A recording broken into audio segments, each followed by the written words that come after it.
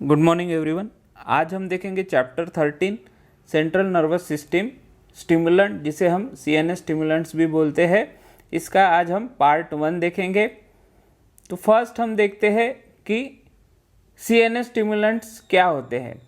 जो central nervous system को stimulate करते हैं, ऐसे ड्रग्स को हम सीएनएस स्टिमुलेंट्स बोलते हैं और उसको हम एनालिप्टिक ड्रग्स भी बोलते हैं। तो आज हम इसका पहले क्लासिफिकेशन देख लेते हैं। The central nervous system stimulants can be classified into following groups on the basis of their part they stimulate. तो जो क्लासिफिकेशन है सीएनएस स्टिमुलेंट्स का, ये डिपेंड करता है कि वो कौन से पार्ट को स्टिमुलेट करते हैं सेंट्रल नर्वस सिस्टम के। तो फर्स्ट आते हैं cortical stimulant, those drug which stimulate the cerebral cortex. तो कॉर्टिकल स्टिमुलेंट्स ऐसे ड्रग्स है जो स्टिमुलेट करते हैं सेरिब्रल कॉर्टेक्स को। इसके एग्जाम्पल है ज़ैंथिन अल्कलॉइड्स, जिसमें आते हैं आपके कैफीन आता है, थियोफाइलिन आता है, थियोब्रोमीन आता है। ये ड्रग्स कॉर्टिकल स्टिमुलेंट्स में आते हैं। इसके अलावा पोटेंट ड्रग एम्फिटामिन इसमें आता है। उसके बाद आएंगे मेडुलरी स्टिमुलेंट, जो मेडुला ऑब्लंगाटा होता है उसको स्टिमुलेट करता है, उसकी एक्टिविटी को बढ़ाते हैं। ऐसे ड्रग्स के एग्जाम्पल है निकेतामाइड, पिक्रोटॉक्सिन और लेप्टाजोल। फिर थर्ड आएंगे spinal stimulant, those drug which stimulate the spinal cord. जो स्पाइनल कॉर्ड को स्टिमुलेट करते हैं उसे हम स्पाइनल स्टिमुलेंट बोलेंगे। उसमें एग्जाम्पल आएगा स्ट्रिक्निन, लोबेलिन और निकोटीन। तो ये हो गया क्लासिफिकेशन ऑफ सीएनएस स्टिमुलेंट। तो अभी देखते हैं कॉर्टिकल स्टिमुलेंट में ज़ैंथिन अल्कलॉइड्स। तो पहले हम देखते हैं इसका pharmacological action. First, central nervous system पे क्या इफेक्ट होता है वो हम देख लेते हैं। Amongst the xanthine alkaloid, caffeine possess most significant action on the central nervous system. तो जो ज़ैंथिन अल्कलॉइड है जिसमें कैफीन आता है, थियोफाइलिन आता है, थियोब्रोमीन आता है, उसमें सबसे जो पोटेंट और सबसे सिग्निफिकेंट एक्शन जो देता है सेंट्रल नर्वस सिस्टम पे वो होता है कैफीन। कैफीन सबसे सिग्निफिकेंट एक्शन दिखाता है आपके सेंट्रल नर्वस सिस्टम में। It mainly acts on the cerebral cortex and in large dose it stimulate the medullary centre and also the spinal cord. तो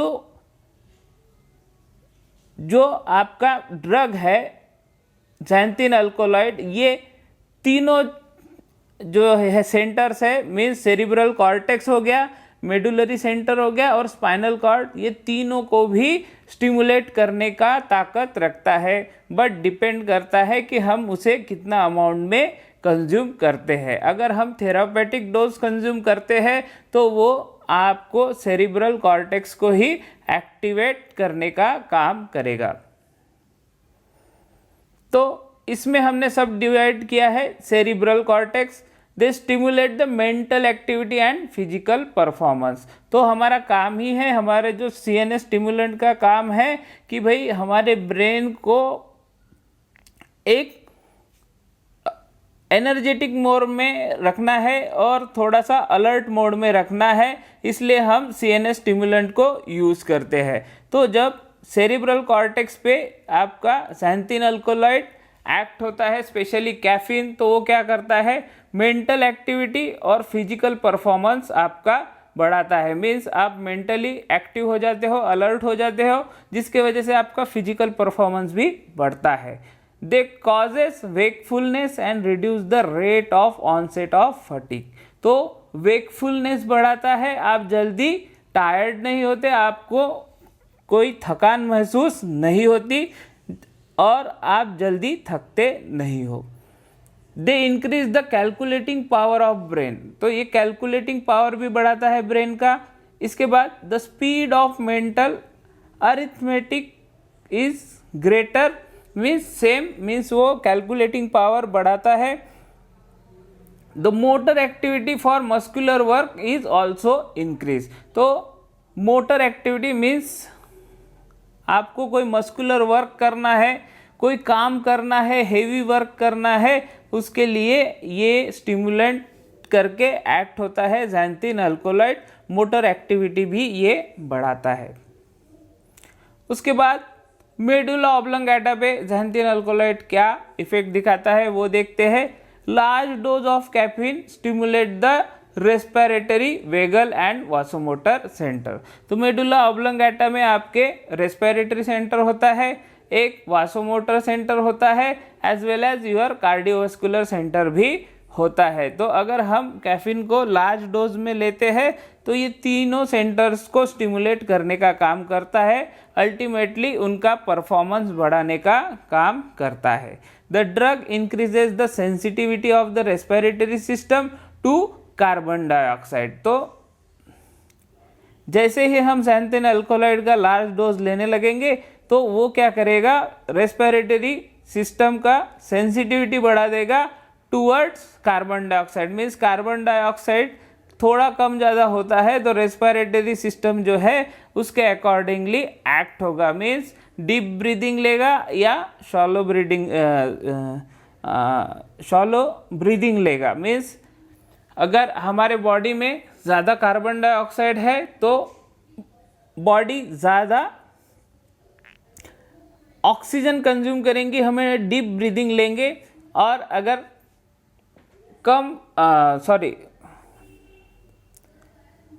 ज़्यादा कार्बन डाइऑक्साइड हो गया तो हमारा जो लंग्स है उसमें डीप ब्रीदिंग होगा, ज़्यादा ऑक्सीजन हम कंज्यूम करेंगे जिसकी वजह से हमारे बॉडी से ज़्यादा कार्बन डाइऑक्साइड निकलना चाहिए। यही फंक्शन आपके रेस्पिरेटरी सेंटर का हो जाएगा और वो ज़्यादा सेंसिटिव हो जाएगा कार्बन डाइऑक्साइड के लिए।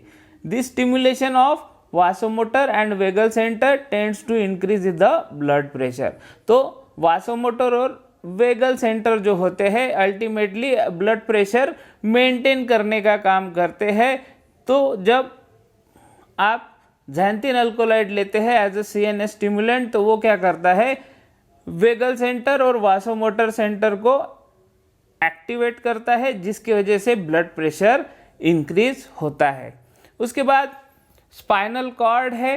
स्पाइनल कॉर्ड अगर आप बहुत ही ज़्यादा डोज लेते हो आपके ज़ैंथिन अल्कोलॉइड्स का तो it produces increase in reflex excitability of the spinal cord. तो रिफ्लेक्स एक्साइटेबिलिटी बढ़ा देता है ये आपके स्पाइनल कॉर्ड का, अगर हम इसे बहुत ही ज़्यादा अमाउंट में लेते हैं और वेरी लार्ज डोज में कैफीन को हम अगर लेते हैं। उसके बाद कार्डियोवास्कुलर सिस्टम पे ज़ैंथिन अल्कोलॉइड क्या इफेक्ट करता है वो हम देखते हैं। तो फर्स्ट आता है heart. Xanthine have the direct stimulation action on myocardium. अब ये मायोकार्डियम क्या है, ये मायोकार्डियम आपके हार्ट की मिडल लेयर है जो कि thickest layer of your heart है। तो ये क्या करता है, ज़ैंथिन ये स्टिमुलेंट एक्शन दिखाता है ऑन योर मायोकार्डियम जिसके वजह से हार्ट रेट इंक्रीज होता है, कार्डियक फोर्स ऑफ कॉन्ट्रैक्शन बढ़ता है एंड दस कार्डियक आउटपुट भी बढ़ता है। मीन्स हार्ट रेट बढ़ेगा जिसके वजह से फोर्स ऑफ कॉन्ट्रैक्शन जो है हार्ट का वो भी बढ़ेगा और जिसके वजह से कार्डियक आउटपुट भी बढ़ेगा। The effect of vagus stimulation is reduction in the heart rate. अब ज़ैंथिन ने तो हार्ट रेट डायरेक्टली बढ़ा दिया by stimulating myocardium, but xanthine alkaloid अगर ब्रेन में चला जाए, बिकॉज ये जो कॉर्टिकल स्टिमुलेंट है ये BBB means blood brain barrier cross करने का ताकत रखते हैं, तो अल्टीमेटली वेगस स्टिमुलेशन को भी ये इफेक्ट करते हैं जिसके वजह से हार्ट रेट जो है वो रिड्यूस होती है और अल्टीमेटली बैलेंस बना रहता है। ठीक है, तो फिर से एक बार मैं बता रहा हूँ, ज़ैंथिन डायरेक्टली स्टिमुलेट करता है मायोकार्डियम को, ना कि ब्रेन थ्रू कराता है। मीन्स अगर आपने ज़ैंथिन अल्कोलॉइड और कैफीन को अगर स्टिमुलेट किया तो अल्टीमेटली वो मायोकार्डियम का आउटपुट बढ़ाता है, जिससे हार्ट रेट बढ़ता है, कार्डियक फोर्स बढ़ता है और कार्डियक आउटपुट बढ़ता है। बट जैसा ही वो ज़ैंथीन ब्रेन में जाता है तो हार्ट रेट को कंट्रोल करने के लिए, जो कि बढ़ी हुई है by direct action of xanthine, उसे कम करने का काम कौन करता है? वेगस नर्व और योर वासोमोटर सेंटर। तो जब ज़ैंथीन अल्कोलाइड आपके ब्रेन में जाता है तो अल्टीमेटली हार्ट रेट रिड्यूस करने का काम वो करते हैं। इसके बाद ब्लड वेसल्स पे क्या इफेक्ट गिरता है? Xanthine causes peripheral vasodilation as a direct effect on vascular smooth muscle. तो ज़ैंथीन पेरिफेरली वासोडाइलेशन करता है by acting directly on vascular smooth muscle. तो वस्कुलर जो स्मूथ मसल होती है उस पे डायरेक्ट एक्ट करके वासोडाइलेशन करता है। The coronary blood vessels are dilated and coronary flow is increases। तो coronary blood vessels जो होती है ये भी डायलेट होती है और coronary flow भी जो है वो इंक्रीज होता है। बट जैसा ही ये आपके ब्रेन में जाता है तो ब्रेन के जो सेरिब्रल ब्लड वेसल्स है वहाँ पे ये कंस्ट्रिक्शन इफेक्ट दिखाता है, वहाँ के ब्लड वेसल्स में कॉन्ट्रैक्शन का इफेक्ट दिखाता है। तो पेरिफेरली ये वासोडाइलेशन शो करता है ज़ैंथीन अल्कोलाइड्स, और अगर वो ब्रेन में जाता है तो वहाँ के जो सेरिब्रल ब्लड वेसल्स है वहाँ पे वासो कंस्ट्रिक्शन इफेक्ट दिखाता है। अब थर्ड है स्मूथ मसल्स पे क्या इफेक्ट होता है हमारे ज़ैंथीन अल्कोलाइड का? तो xanthines also relaxes other smooth muscle. तो ज़ैंथीन्स जो है स्मूथ मसल्स को रिलैक्स करने का काम करते हैं। The most important action is the relaxation of bronchial muscles. तो जो ज़ैंथीन अल्कोलाइड्स है इसका इंपॉर्टेंट एक्शन है relaxation of bronchial smooth muscle. जो ब्रोंकिया होता है वहाँ के जो स्मूथ मसल्स है उनको रिलैक्स करने का काम आपका ज़ैंथीन अल्कोलाइड करता है। इसीलिए theophylline is useful in abolishing bronchospasm. अब जो ब्रोंकोस्पाज्म होता है जिसके वजह से हमें सांस लेने में तकलीफ होती है, तो ऐसे कंडीशन में थियोफाइलिन हम यूज कर सकते हैं as a vaso smooth muscles relaxant for relieving bronchospasm. Bronchospasm से रिलीफ मिलने के लिए हम theophylline as a drug use कर सकते हैं।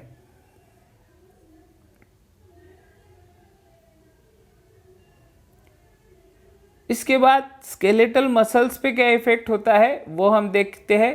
Caffeine strengthen the skeletal muscles contraction, increase muscles metabolism and postpones the muscles fatigue. तो कैफीन क्या करता है? स्केलेटल मसल्स का कॉन्ट्रैक्शन को स्ट्रेंथ देता है। हमारी जो स्केलेटल मसल्स है उसका कॉन्ट्रैक्शन में और स्ट्रेंथ आ जाता है, मसल्स मेटाबॉलिज्म बढ़ाता है। इसके अलावा जो फटीगनेस है मसल्स का उसे वो पोस्टपोन करता है, मीन्स आपकी मसल जल्दी थकते नहीं है when you are doing any work और any kind of hard work. ठीक है। The increase ability of an individual to do more muscular work is due to the action of this xanthine alkaloid. तो ये चीज के वजह से जो भी इंडिविजुअल है जो भी कैफीन कंज्यूम करता है उस पे ये इफेक्ट दिखता है on their skeletal muscles.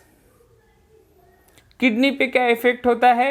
Xanthine produce increase urine output. तो ज़ैंथीन जो है कैफीन हो गया, थियोफाइलिन, थियोब्रोमिन, ये यूरिन आउटपुट बढ़ाने का काम करते हैं। Theophylline increases renal blood flow, renal blood flow बढ़ाता है and the glomerular filtration rate बढ़ाता है। ठीक है। तो थियोफाइलिन क्या करता है? अल्टीमेटली थियोफाइलिन डायरेक्ट इफेक्ट करता है आपके स्मूथ मसल्स पे, वेसल्स जो ब्लड वेसल्स की स्मूथ वेसल्स है उस पे वासोडाइलेशन इफेक्ट दिखाता है, जिसके वजह से ब्लड जो है blood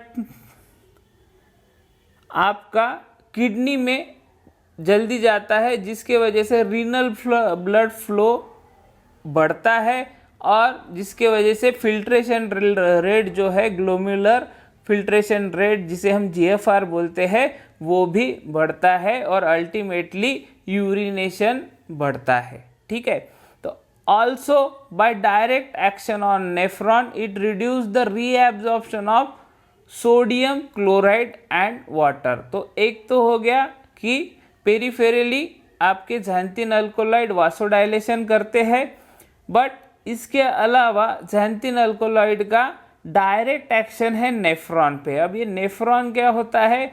nephron nothing but a part of kidney which filters unwanted materials from your body and other unwanted toxic product from your body. तो ये नेफ्रॉन जो है nothing but a filtering system है हमारे बॉडी का। तो इस पे भी आपका ज़ैंथीन अल्कोलाइड जो है वो डायरेक्टली एक्ट होता है, जिसके वजह से reduction in reabsorption of sodium chloride और वाटर होता है। तो अल्टीमेटली आपका यूरिन आउटपुट बढ़ जाता है, वाटर का रीएब्जॉर्प्शन नहीं हो पाता, सोडियम का रीएब्जॉर्प्शन नहीं होता, क्लोराइड का रीएब्जॉर्प्शन नहीं होता, तो वो जाएगा कहाँ? तो अल्टीमेटली एक्सक्रीशन उसका होगा। इसलिए xanthine alkaloid act as an diuretic, means urine का आउटपुट बढ़ाने वाला ड्रग, उसे हम बोलते हैं डायूरेटिक ड्रग।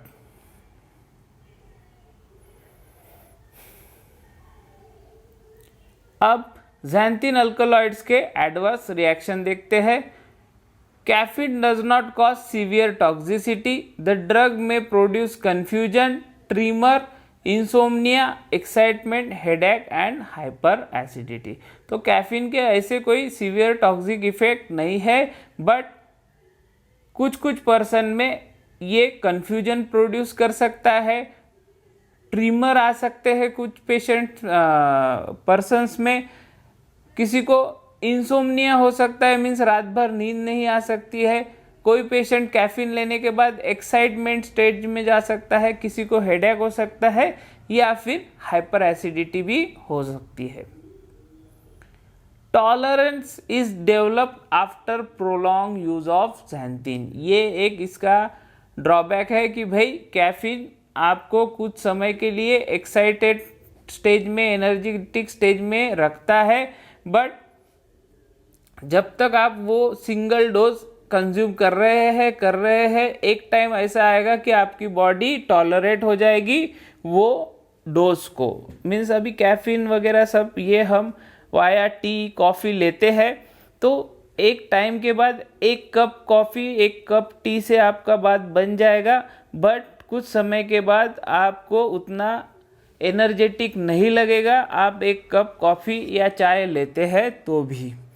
तो ये टॉलरेंस डेवलप करता है, मीन्स आपको डोज बढ़ाना पड़ेगा, 2 कप चाय पीना पड़ेगा, 2 कप कॉफ़ी पीना पड़ेगा, जिसके वजह से आपको एक एनर्जी महसूस हो, आपका अटेंशन रहे, आप एक्टिव रहे, आपका फिजिकल स्ट्रेंथ बढ़े। तो ये एक इसका ड्रॉबैक है। Mainly to cortical stimulant, diuretic and peripheral vasodilator effect. तो जैसा कि मैंने बोला है कि आपका ड्रग टॉलरेंस डेवलप करता है, तो कॉर्टिकल स्टिमुलेंट इफेक्ट तभी दिखेगा जब आप डोज बढ़ाएंगे, डायूरेटिक इफेक्ट भी तभी दिखेगा जब आप इसका डोज बढ़ाएंगे, और पेरिफेरल वासोडाइलेटर इफेक्ट भी तभी दिखेगा जब आप ज़ैंथीन अल्कोलॉइड्स का डोज बढ़ाएंगे एक प्रोलॉन्ग यूज़ के बाद। प्रोलॉन्ग यूज़ मीन्स अगर आप रेगुलर ज़ैंथीन को ले रहे हैं तो एक टाइम के बाद आपको ज़्यादा अमाउंट में ज़ैंथीन लेना पड़ेगा for cortical stimulant, for diuretic property as well as peripheral vasodilator effect. Xanthine also produce habituation. तो ज़ैंथिन जो है ये हैबिचुएशन भी प्रोड्यूस करता है। तो आपका वेल नोन एग्जाम्पल है कॉफ़ी, जिसमें कैफीन रहता है। टी हो गया, इसमें भी ज़ैंथिन अल्कोलॉइड्स रहते हैं। तो अल्टीमेटली ये हैबिट प्रोड्यूस करते हैं। अगर हम रोज़ चाय नहीं पीते, कॉफ़ी नहीं पीते, तो हमें एनर्जेटिक नहीं लगता। तो ये एक इसका ड्रॉबैक है और ये एक इसका साइड इफ़ेक्ट है। इसके बाद हम आते हैं थेरापेटिक यूजेज में। तो ज़ैंथिन अल्कोलॉइड स्टिमुलेंट करके एक्ट होते हैं for relief from fatigue and mild depression. जो पर्सन को थकान होता है या फिर कोई माइल्ड डिप्रेशन में है कोई पर्सन, तो उसको रिलीफ देने के लिए एज अ स्टिमुलेंट करके एक्ट होता है आपका ज़ैंथिन अल्कोलॉइड। इसके बाद in the treatment of headache because of its action on cerebral blood vessel. तो जिसे सर दर्द का प्रॉब्लम है उसे भी ज़ैंथिन अल्कोलॉइड्स हम दे सकते हैं because of its action on cerebral blood vessel. जो सेरिब्रल ब्लड वेसल्स है उस पे आपका ज़ैंथिन अल्कोलॉइड एक्ट करता है। उसके बाद theophylline in the form of aminophylline is used in bronchial asthma. तो जैसा ब्रोंकोस्पाज्म है, जो ब्रोंकाई के स्मूथ मसल्स है उस पे थियोफाइलिन डायरेक्टली एक्ट होता है और वो स्मूथ मसल्स को क्या करता है, रिलैक्स करने का काम करता है। तो थियोफाइलिन का यूज होता है in the form of aminophylline for the bronchial asthma. Bronchial asthma में क्या होता है, ब्रोंकोस्पाज्म होता है जिसके वजह से हमें सांस लेने में तकलीफ होती है। ऐसे स्टेज में अमाइनोफाइलिन ये ड्रग ऑफ चॉइस है जो कि डेरिवेटिव है थियोफाइलिन का, और ये रिलीफ देता है वहाँ के ब्रोंकियल स्मूथ मसल्स को और रिलैक्स करता है, जिसके वजह से अस्थमैटिक पेशेंट को आराम मिलता है। इसके बाद theophylline is used as diuretic. तो थियोफाइलिन को आप डायूरेटिक करके भी यूज कर सकते हैं, जिसकी वजह से यूरिन का जो फ्लो है वो बढ़ता है और यूरिन का आउटपुट पर्सन का बढ़ता है। अब हम आते हैं कॉर्टिकल स्टिमुलेंट में एम्फीटामिन में। अब ये एम्फीटामिन का स्पेलिंग मेरा गलत हो गया है, ये है AMPHETAMINE। मैंने AMPHITAMINE लिखा है टाइटल में, बट इट्स AMPHETAMINE। ठीक है। तो amphetamine and methyl amphetamine are the sympathomimetic amines. अब ये एम्फीटामिन और मिथाइल एम्फीटामिन जो है ये दोनों सिंपैथोमाइमेटिक अमीन है। अब ये sympathomimetic amines nothing but adrenergic nervous system stimulant effect दिखाते हैं। ठीक है। Sympathomimetic means adrenergic nervous system को स्टिमुलेट करने वाले ड्रग्स। ठीक है। तो एम्फीटामिन एंड मिथाइल एम्फीटामिन जो है ये एड्रीनर्जिक नर्वस सिस्टम को स्टिमुलेट करने वाले ड्रग है। They have both central and peripheral action. तो एम्फीटामिन एंड मिथाइल एम्फीटामिन के दोनों इफेक्ट है, सेंट्रल भी है एज वेल एज आपके पेरिफेरल भी इफेक्ट है और एक्शंस है। Amphetamine stimulate several region of the brain, mainly the cortex, spinal cord and medulla. तो एम्फीटामिन भी सेरिब्रल कॉर्टेक्स को स्टिमुलेट करता है, स्पाइनल कॉर्ड को भी स्टिमुलेट करता है, as well as medulla oblongata को भी स्टिमुलेट करता है। डिपेंड करता है आप एम्फीटामिन को कौन से कॉन्सेंट्रेशन में लेते हैं, कितना अमाउंट में लेते हैं। It causes wakefulness, alertness and improve the mental activity. तो एम्फीटामिन जो है ये वेकफुलनेस, मीन्स आप अलर्ट हो जाते हैं, कॉन्शियस हो जाते हैं।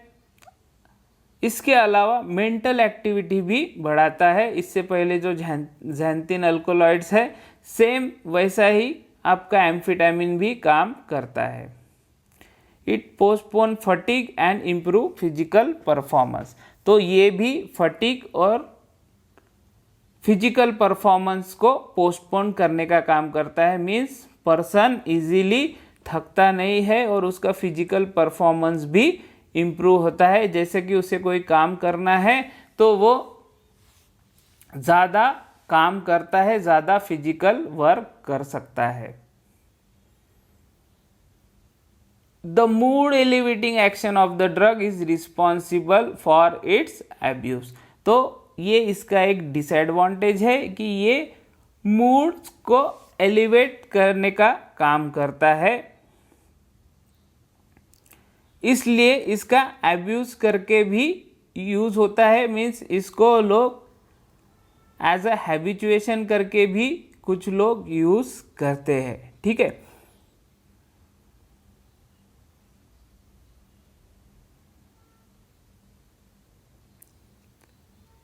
large dose stimulate medullary respiratory center.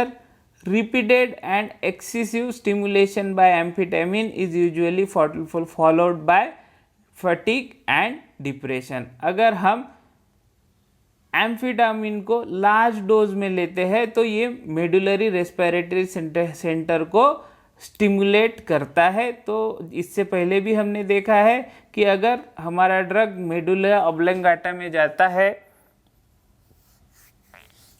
और वहाँ रेस्पिरेटरी सेंटर को अगर वो स्टिमुलेट करता है तो रेस्पिरेटरी सेंटर जो है ये एक्टिव हो जाता है towards the carbon dioxide.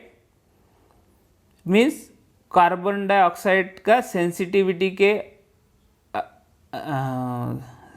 Sensitivity वो जल्दी पकड़ लेता है कि कार्बन डाइऑक्साइड कम हो रहा है, ज़्यादा हो रहा है, उसके अकॉर्डिंगली रेस्पिरेटरी रेट को वो कम ज़्यादा करने का काम करता है आपका रेस्पिरेटरी सेंटर। ठीक है, repeated and excessive stimulation by amphetamine is usually followed by fatigue and depression. तो अगर हम रिपीटेड या फिर एक्सेसिव एम्फीटामिन लेते हैं जिससे की वजह से एक्सेसिव स्टिमुलेशन होता है, उसके वजह से फटीग और डिप्रेशन आने के चांसेस होते हैं। ठीक है, एम्फीटामिन ड्रग अच्छा है बट उसे अगर हम थेरापेटिक डोज में लेते हैं तो अच्छा है, बट हम एज अ हैबिचुएशन करके रेगुलर उसको यूज़ करना चालू करते हैं तो वो ज़्यादा स्टिमुलेट करता है कुछ सेंटर को, जिसका ड्रॉबैक आता है कि पर्सन फटीग होने लगता है या फिर जल्दी थकने लगता है या फिर उसे डिप्रेशन आता है। The peripheral sympathomimetic action are most prominent on the cardiovascular system। तो एम्फीटामिन जो है ये पेरिफेरली सिंपैथोमाइमेटिक एक्शन दिखाता है, मीन्स एड्रिनर्जिक नर्वस सिस्टम पे एक्शन दिखाता है जी, और स्पेशली वो दिखाता है आपके कार्डियोवास्कुलर सिस्टम पे, मीन्स आपके हार्ट पे as well as your blood vessel system पे। ठीक है, it causes increase in the both systolic and diastolic blood pressure. Means sympathomimetic action जो पेरिफेरल एक्शन है आपका एम्फीटामिन का, इसके वजह से क्या होता है, both systolic and diastolic blood pressure में इंक्रीज होता है। ठीक है, जिसके वजह से रिफ्लेक्स एक्शन क्या होता है, ब्रैडिकार्डिया होता है and at high dose cardiac arrhythmia होता है। ठीक है, अगर हमारा हार्ट बहुत ज़्यादा ज़ोर से धड़क रहा है या फिर ब्लड प्रेशर दोनों सिस्टोलिक मोड में, रिलैक्स मोड में या फिर डायस्टोलिक मोड में, दोनों मोड में अगर हमारा ब्लड प्रेशर अगर ज़्यादा है तो ऐसे टाइम में रिफ्लेक्स एक्शन ब्रैडिकार्डिया होता है। Bradycardia means decrease in heart rate और अगर हम एम्फीटामिन को अगर ज़्यादा ही हाई डोज में लेते हैं तो हमें कार्डियक अरेथमिया भी होने के चांसेस है। मीन्स जो हमारा हार्ट रेट है वो कम ज़्यादा होने के चांसेस होते हैं अगर हम एम्फीटामिन को हाई डोज में लेते हैं तो। The effect of drug on smooth muscles is variable. तो स्मूथ मसल्स पे भी ये एक्ट होता है और इसका एक्शन जो है और इफेक्ट जो है वो वेरिएबल होता है। The bronchial muscles relaxes while bladder muscles and gastrointestinal muscles show constrictions और कंस्ट्रिक्शन। ठीक है, कॉन्ट्रैक्शन भी बोल सकते हैं या कंस्ट्रिक्शन भी बोल सकते हैं। तो ब्रोंकियल मसल्स पे सेम थियोफाइलिन जैसा रिलैक्सिंग इफेक्ट दिखाता है, वहाँ के स्मूथ मसल्स को रिलैक्स करने का काम करता है। बट जो ब्लैडर मसल्स है और गैस्ट्रोइंटेस्टिनल मसल्स है वहाँ के स्मूथ मसल्स पे ये कॉन्ट्रैक्शन इफेक्ट दिखाता है। ठीक है, तो ब्लैडर मसल्स पे अगर कॉन्ट्रैक्शन इफेक्ट दिखाता है, गैस्ट्रोइंटेस्टिनल मसल्स पे कॉन्ट्रैक्शन इफेक्ट दिखाता है, तो उसके अकॉर्डिंगली बॉडी पे भी इफेक्ट पड़ता है। Amphetamine by its action on feeding center and hypothalamus reduce appetite which leads to weight loss. तो एम्फीटामिन क्या करता है, by its action on feeding center and hypothalamus, जो फीडिंग सेंटर होता है एज वेल एज हाइपोथैलेमस पे एम्फीटामिन action दिखाता है, जिसके वजह से जो पर्सन है वो कम खाना खाता है, लॉस ऑफ एपिटाइट होता है, मीन्स उसे भूख कम लगती है और उसके वजह से वेट लॉस होने का चांस बढ़ता है।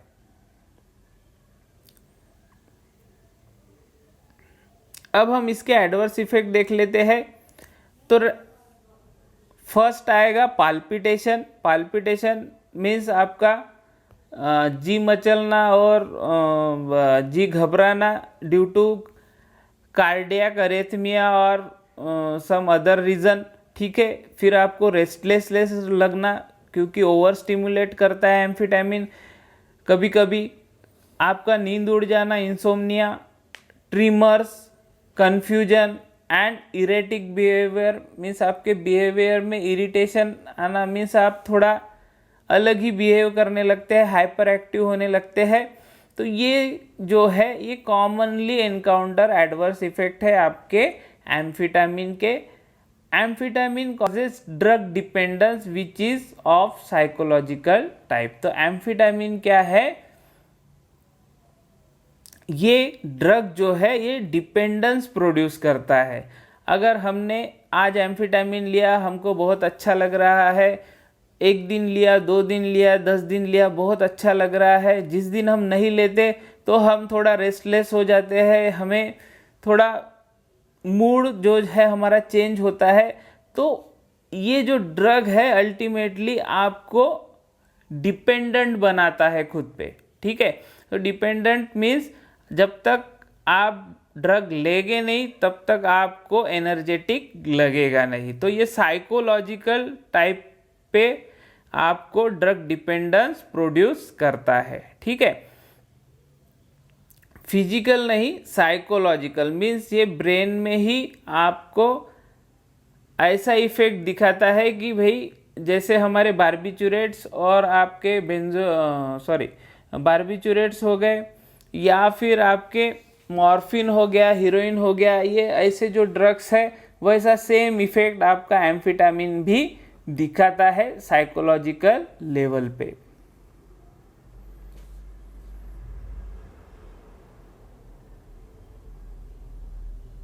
तो थेरापेटिक यूज हम देख लेते हैं। In the treatment of narcolepsy means attack of sleep in day time. तो सडनली दिन में नींद का अटैक आना उसे हम बोलते हैं नार्कोलेप्सी। तो नार्कोलेप्सी के ट्रीटमेंट में आप एम्फीटामिन को यूज़ कर सकते हैं। एम्फीटामिन दिन में हम 30 to 40 mg ले सकते हैं। अब ये डिवाइडेड डोज में लेना चाहिए, एक साथ हमें नहीं लेना है। तो ये डिवाइडेड डोज में कैसे लेना है, तो एम्फीटामिन जो है, एम्फीटामिन सल्फेट IP 2.5 to 10 mg का एक आपका टैबलेट आता है। उसे हमें अप टू 30 mg और 40 mg तक के लेना है एक दिन में, टू गेट रिजल्ट और to get relief from narcolepsy. ठीक है, तो हमें दिन में नींद नहीं आना चाहिए या नींद का अटैक नहीं आना चाहिए, इसके लिए हमें 30 to 40 mg per day in a divided dose लेना है। तो हमारे मार्केट में एम्फीटामिन सल्फेट IP का टैबलेट्स अवेलेबल है जो कि 2.5 to 10 mg में प्रेजेंट होता है। तो ये हम अगर लेते हैं तो हमें स्लीप का अटैक नहीं आएगा इन अ डे टाइम। ठीक है, the drug should not be administered after 4 PM। 4 PM के बाद हमें ये ड्रग नहीं लेना है। अगर हम 4 PM के बाद ये ड्रग लेंगे तो अल्टीमेटली हमें इंसोम्निया हो जाएगा, बिकॉज एम्फीटामिन बहुत ही पोटेंट ड्रग है। ठीक है, आपको समझ में आ रहा होगा प्रिपरेशन एंड डोजेज में इसका क्वांटिटी कितना दिया हुआ है, 2.5 to 10 mg, बहुत ही कम क्वांटिटी है। तो इससे हमें समझ में आना चाहिए कि भाई ये बहुत ही पोटेंट ड्रग है। इसके अलावा in the treatment of obesity, obesity के लिए भी एम्फीटामिन का यूज होता है। एम्फीटामिन एंड डी एम्फीटामिन जो है because of the anorexiant effect. Anorexiant effect, anorexia मैंने इससे पहले भी बताया है, लॉस ऑफ एपिटाइट। जो पर्सन है बहुत ज़्यादा कॉन्शियस हो जाते हैं अबाउट देयर वेट, मीन्स हम ज़्यादा मोटे तो नहीं हो रहे हैं, उसे एनोरेक्सिया बोलते हैं, जिसके वजह से वो कम खाना खाते हैं, उनका भूख मर जाता है और उसके वजह से उनका वेट लॉस होता है। तो एम्फीटामिन में वो प्रॉपर्टी है कि भाई जब भी एम्फीटामिन हम कंज्यूम करते हैं तो पेशेंट को वो एनोरेक्सियंट इफेक्ट दिखाता है। एनोरेक्सियंट इफेक्ट मीन्स उसका भूख मर जाता है। जो भी पर्सन ओबेस पर्सन है, जो बहुत ही हेवी पर्सन है, जिसका वेट बहुत ज़्यादा बढ़ा हुआ है, ऐसे पेशेंट को अगर हम ये ड्रग देते हैं ओबेस पर्सन को, तो उसमें भूख लगने का जो ये है मीन्स भूख लगना जो है वो कम हो जाता है। ठीक है, इसलिए वो पर्सन फिर कम खाना खाता है, जिसके वजह से उसका वेट जो है लॉस होता है। और इसलिए एम्फीटामिन को for the treatment of obesity भी यूज़ करते हैं। प्रिपरेशन एंड डोज में एम्फीटामिन सल्फेट आता है IP ग्रेड का, I.P. मीन्स इंडियन फार्माकोपिया, और इंडियन फार्माकोपिया में रिकमेंडेड डोज है 2.5 to 10 mg पर टैबलेट और कैप्सूल। ठीक है, तो 2.5 to 10 mg हमें एक टाइम में कंज्यूम करना चाहिए, बट आपका फिजिशियन क्या रिकमेंड करता है, आपको मिनिमम डोज कितना लगता है दिन में, ये आपको फिजिशियन ही प्रॉपरली बता सकता है आफ्टर डायग्नोसिंग योर प्रॉब्लम। आपको कौन सा प्रॉब्लम है उसके हिसाब से एम्फीटामिन सल्फेट का डोज वेरी करते हैं। आपको आइदर 20 mg का ज़रूरत है और 30 mg का ज़रूरत है और 40 mg का ज़रूरत है, ये डिपेंड करता है कि आपको क्या करना है, कौन सा ट्रीटमेंट लेना है, आइदर फॉर नार्कोलेप्सी और फॉर ओबेसिटी। तो ये हो गए आपके कॉर्टिकल स्टिमुलेंट, जिसमें हमने ज़ैंथिन अल्कोलॉइड्स देखा और एम्फीटामिन देखा।